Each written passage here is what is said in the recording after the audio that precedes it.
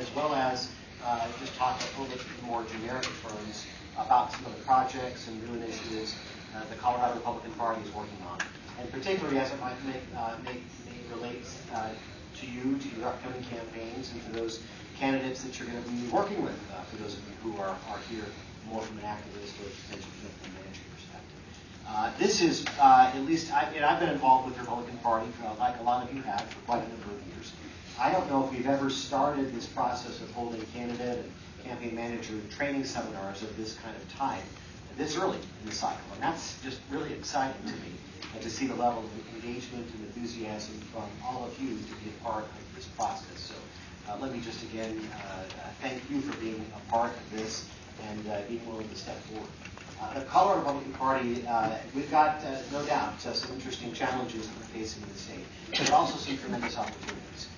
We are, in many ways, as a party in this state, having to reorient ourselves, recognizing that our demographics in the state have changed, party affiliation, voter registration numbers in the state have changed pretty dramatically over the course of the last 6 to 8 years in particular. And our party has to learn to adapt to those changes. But I think through that process of adaptation, we always have to remember what it is that we stand for, where our feet are planted, those core principles that have made the Republican Party what it is and what it has been since its founding back in 1854.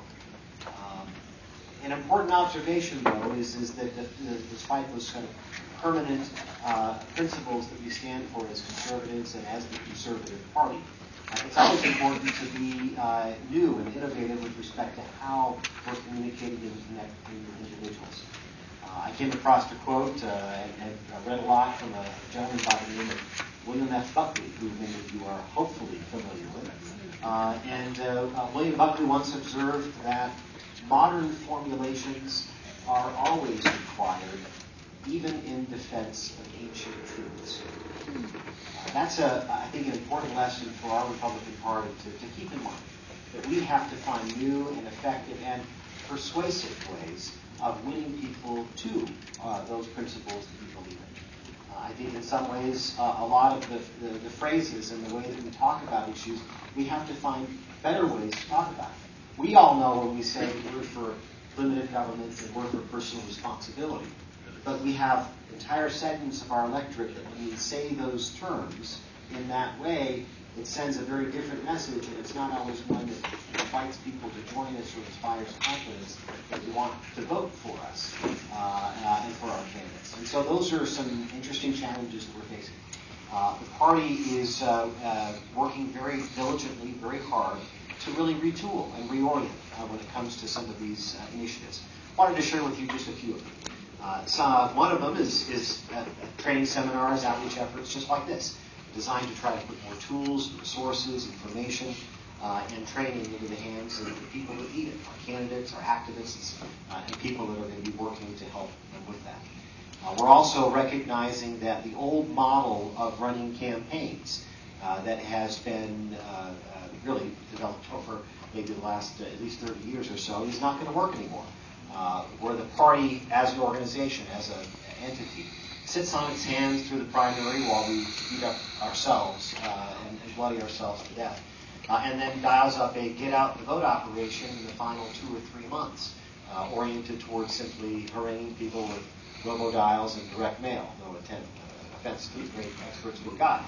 But if we are waiting till those final just 2 or 3 months of the campaign to do just that, and we haven't created an effort to connect with people in our neighborhoods, to help candidates get out there and connect with real people and persuade them to our cause, then we're going to find that we are unsuccessful in that effort.